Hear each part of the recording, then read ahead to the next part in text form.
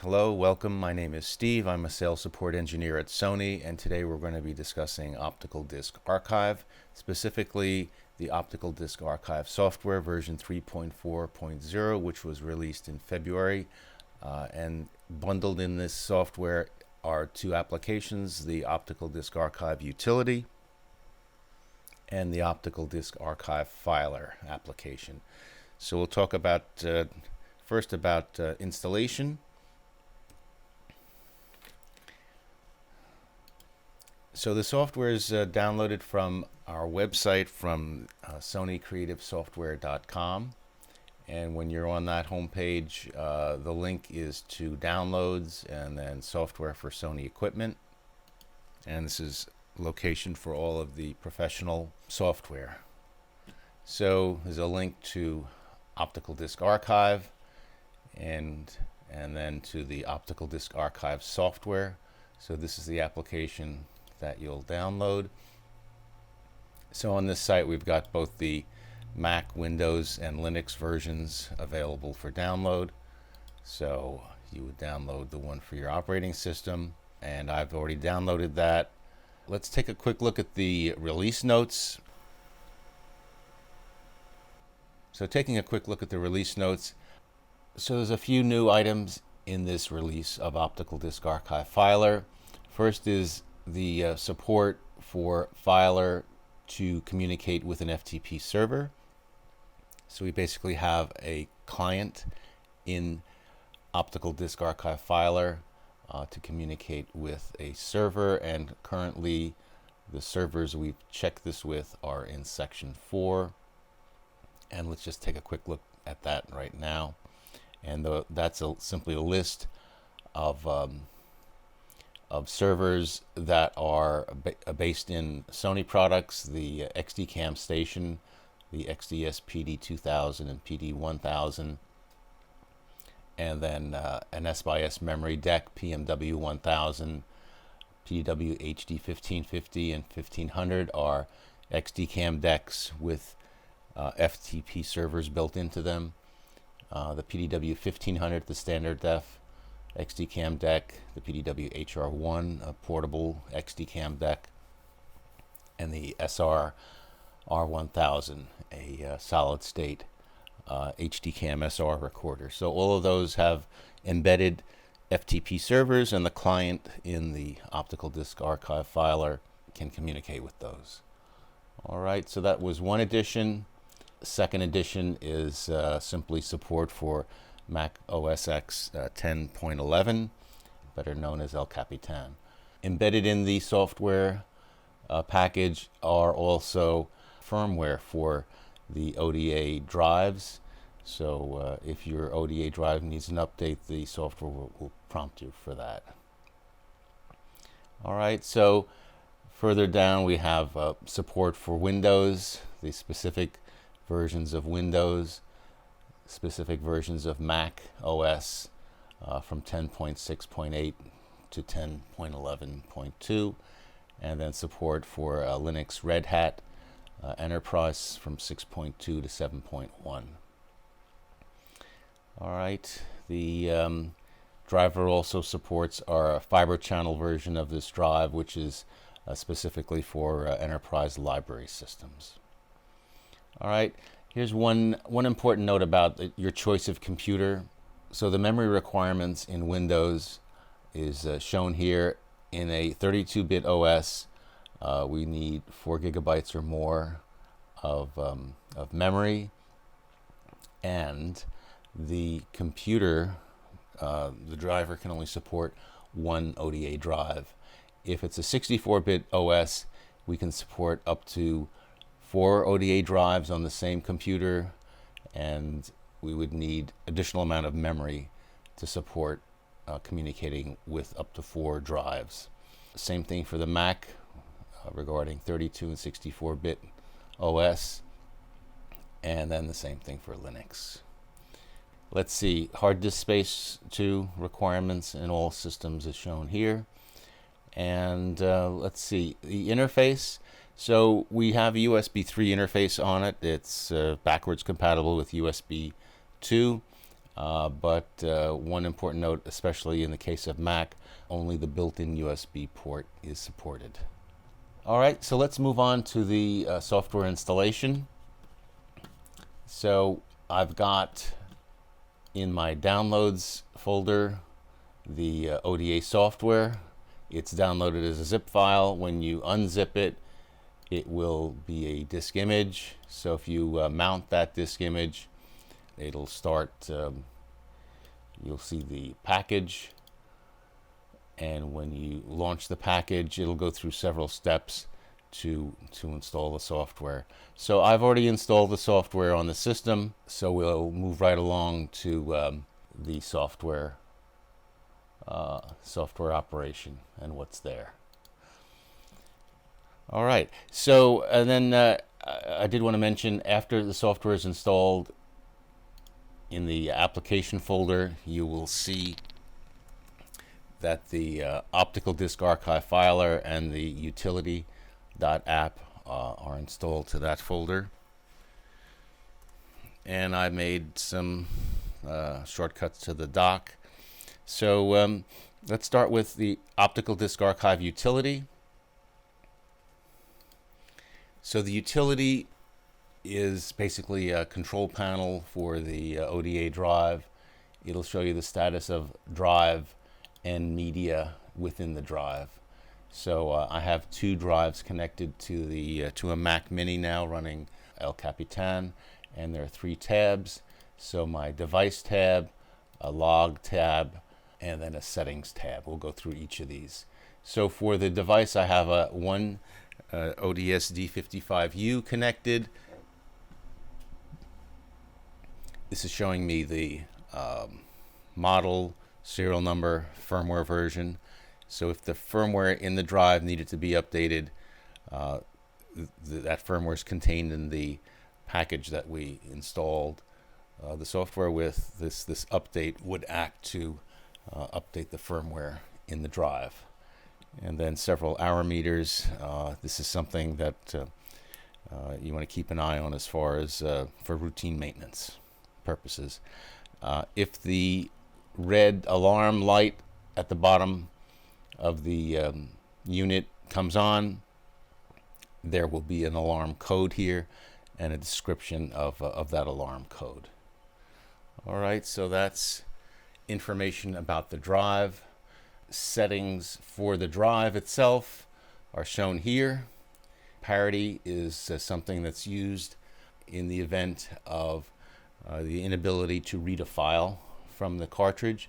So we add a parity, which amounts to a megabyte for every 128 megabytes of data on the disk. So with parity on, we have a maximum number of files of 60,000 that we can store on a cartridge regardless of its capacity. And with parity off, we can store more files. So the parity bit occupies a file count sort of a factor that limits the number of files. So you make a choice here. Once that choice is made, it's constant for the remainder of the cartridge. Write verify is something that's a factory default. It's recommended to turn that on. And what that does is as data is written block by block, we use one of the heads to read that data back and verify it. If it does not match what we just wrote, it rewrites the block and marks the other block as a bad block, so that we're doing a sort of a real-time check and verify of the data.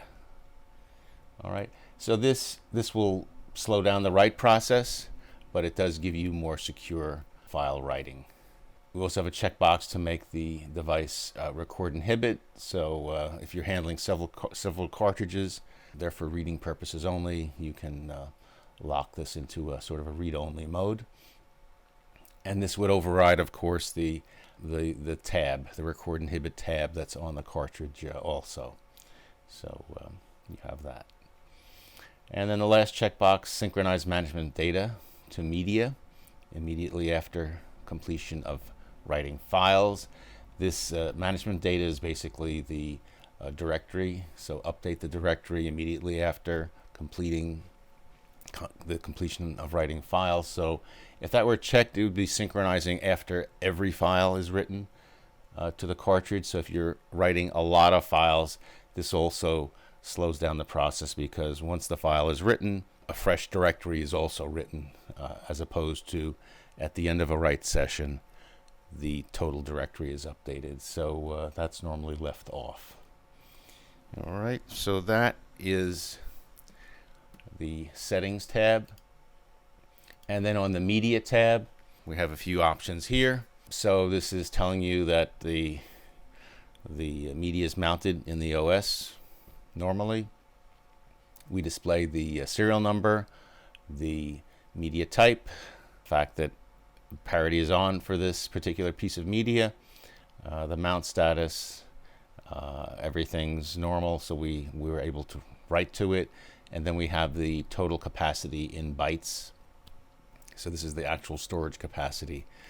So for this 1.2 terabyte cartridge, there are a few files on it now. So the total capacity is 1.156 terabytes.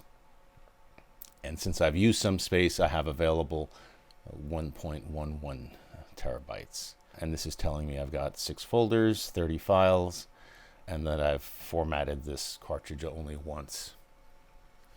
So I have a few buttons up here too. Rollback will roll back the file system of the cartridge so that to any previous state of the directory. So as I add files, or if I were to delete a file, I'm not actually deleting it from the media, I'm just deleting it from the directory.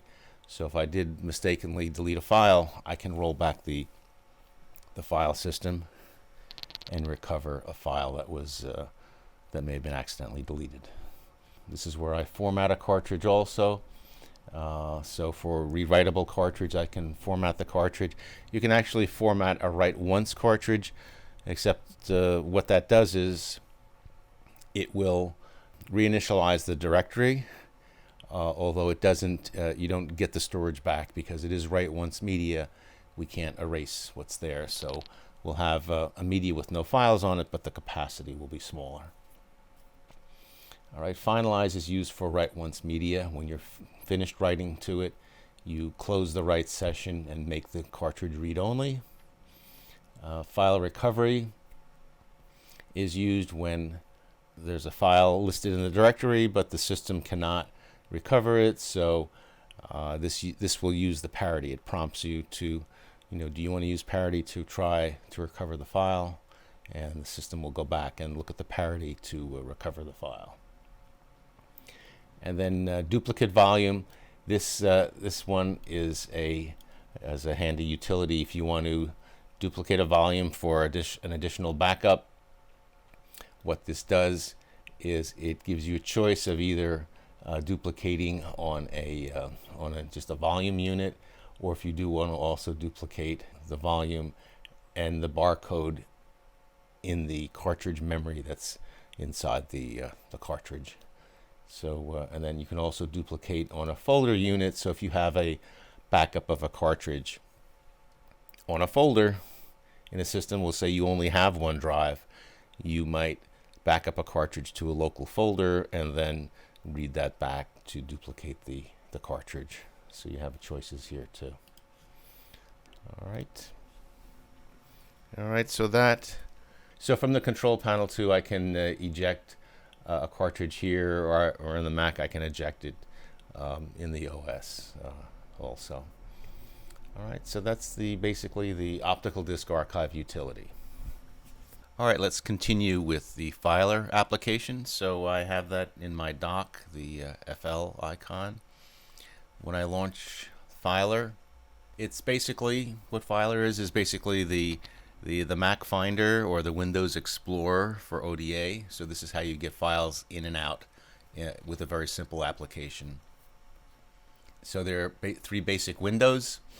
There is a source window, local computer, and then connected ODA drives in a second window, and then a third window would be a browsing window. Let's first take a look at preferences within the application. So there are a few basic preferences here that you should be aware of. So first one is when it fails to transfer files or folders, what do you want the application to do? Whether you want it to discontinue, stop, or to skip that and go on to the next job. So the concept of jobs here is each file reading or writing to a cartridge is handled as a job. So each request goes onto a job list and the application executes one job at a time. That is the first.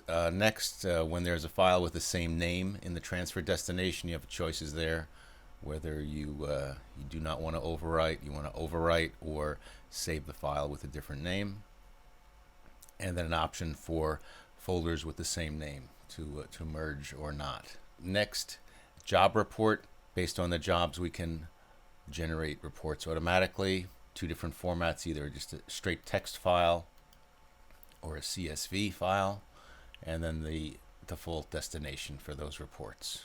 All right, so if you're doing a lot of archiving and you want to keep a log, keep a record of what's been done, you've got a file that you can export also. And then job registration. This is when a job is started.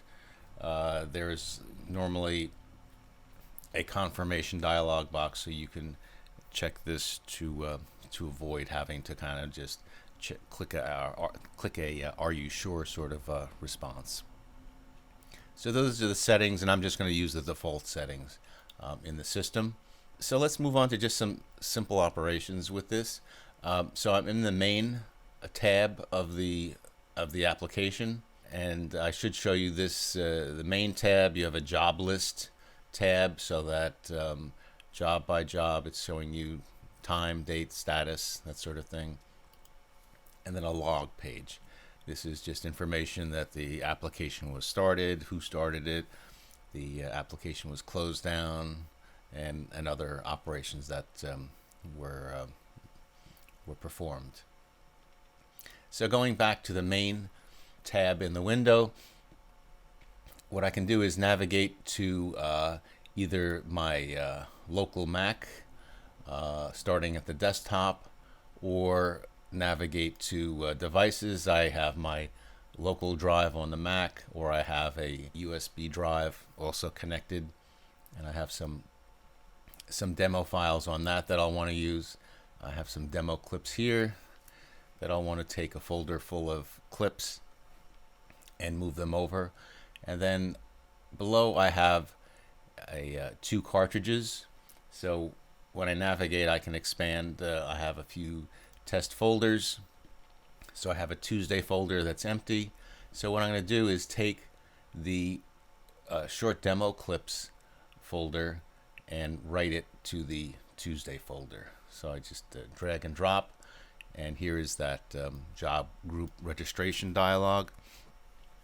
So this is just, are you sure you want to start this job? Do you want to register this job? So it's giving me source and destination and a few more pieces of information about the job.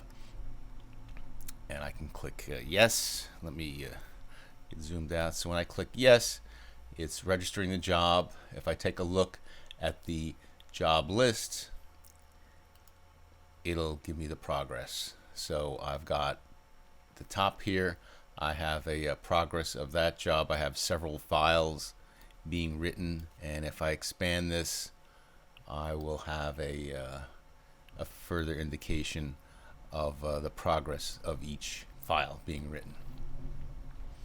So let's see, that's about it. I had a number of files. The job's completed. If I minimize this, I'll see that the job status is finished up here. And now I can go back to the main window, and in my Tuesday folder, I have the contents of this short demo clip folder. All these files were copied over there. That's sort of the simple drag and drop sort of interface that we have in Filer. So if I had, let's see, so I have local destinations, local sources from my laptop. What we added is an FTP client within Filer. So our release notes spec that it's been tested with Sony FTP devices. So what I have set up here is a non-Sony FTP device. But if I right-click and before I connect to it, we want to see what's going on here. I have a host. I have a FileZilla server running on a Windows machine. I can show you the setup there. So I just gave the registration name as FileZilla. On my local home network, it's at IP .14. Username and password, I'm using 421. So that's pretty straightforward.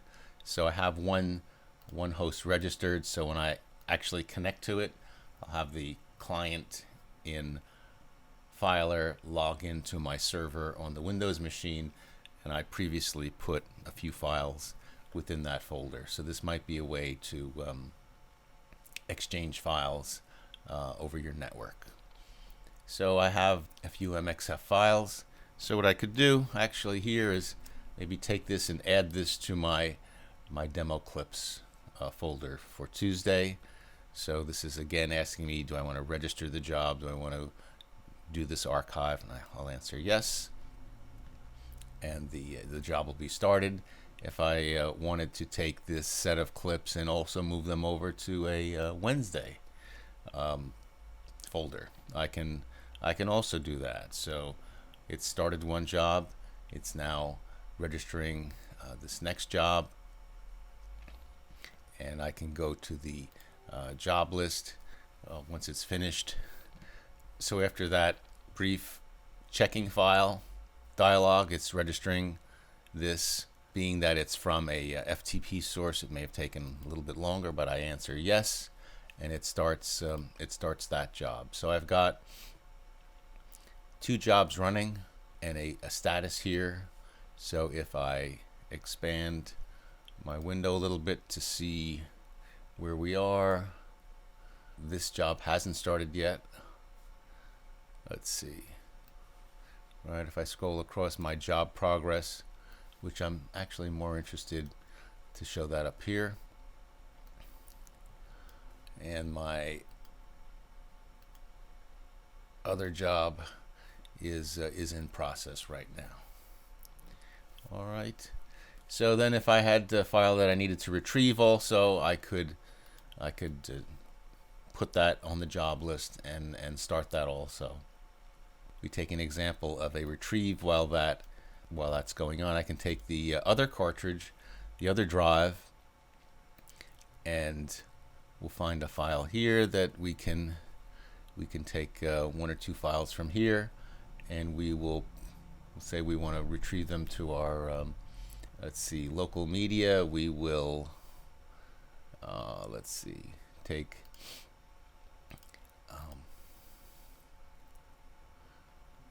let's say we want to put this in our clips folder. So I'll take from folder 1, I'll take a few of these JPEGs and I'll move them over into my clips folder. All right, I say yes, I want to retrieve these from the optical disk to my local folder. So as soon as it's finished with the other jobs, if we go back to the job list, we'll see I have one job just about finished. So that first job is finished. I have the second job from that FTP source that started, and then this last job here, this retrieving these JPEGs, right? Retrieving these JPEGs. That'll be done when this job is completed. All right. So that in a nutshell is what Filer is doing. So that final step, the copying of these group of JPEGs from the cartridge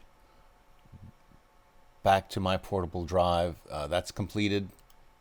If I go to this clips folder, you'll see I have a few JPEGs here that were retrieved from the cartridge. That is the process of archiving and retrieving. The filer application will show you what's on the cartridge when it's in the system. When the cartridge is ejected, of course, that file list is gone. So there's no memory of the file list in your local computer. That's handled by a different application that we'll talk about in another video, and that application is either Content Manager or File Manager. What I wanted to just point out one more thing in the user interface, down here by the disk drive and the cartridge that's in there, there's a little bit of information here about the free space, the type of cartridge, and which of the 12 disks we're looking at the moment. So of the 12 disks, we have disk number 1 is loaded. We're just starting to write to the cartridge. All right, and the file writing is done sequentially throughout disk 1. When disk 1 is full, we move on to disk 2 within the cartridge, and so on. All right, one last point that I want to make with job lists and logs are reports. So after you're finished with an archive job, you may want a record of what was done. So we have enhanced job reporting and log reporting. So with the job list selected, I can say create a report from all status, from all cartridges, from all registrations. So I can choose jobs that I just did today, last week, that sort of thing. So I can use filters. Actually, let's just use jobs that I did today for all cartridges or specific cartridges, and then status, whether it's waiting, suspended, partially finished, failed, canceled job. So for this, I'll create a job report for these shown on the list. So this is asking me if I want to create a job group report displayed in the list. I answer yes. It's asking me for a destination. So it starts off with a simple name.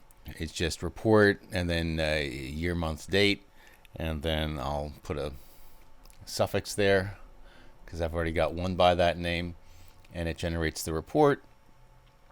And if I go to Finder, I can see that this .a report is the one that I just generated. So I'll have a report showing me all the information that's there. Now, remember, in our options, we had requested a text file. We could also get a CSV file so that we can import that into a spreadsheet and further use the data. But it's got the full information about job creation and job start, job end, and that sort of thing. The name of the files that were written to. So that's a very complete job report. All right. So in addition to the job reports, we can also request a log export. So if you're troubleshooting any issues, we can export the log of filer, and then we can also export in that same package or in that same report. We export the log of filer, and we export the log from the drive itself. So it gives us a complete story. All right. And of course, we have to eject all the cartridges before that's done to create that log. All right. All right, so there you have it. This is Optical Disk Archive Filer. It's a quick, easy way to get started. It's bundled with the device, and in subsequent videos, we'll talk about the Content Manager application if you want to add another layer of media asset management. So for now, thanks for watching.